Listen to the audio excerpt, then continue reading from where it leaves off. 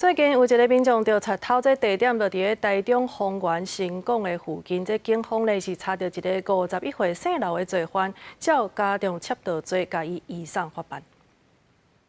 接获民众报案，指称家中财物遭窃，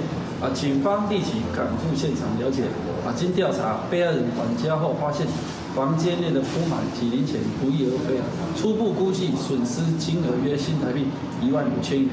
警方受理后，随即调阅周边监视器影像，积极追查。经缜密的分析比对后，最终锁定了特定对象，